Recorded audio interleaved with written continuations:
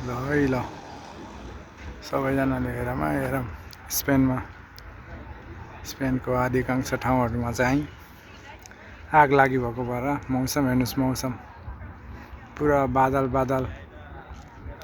धुवा भनौँ धुवा भएको छ। जुन पनि मधुरो देखिएको छ।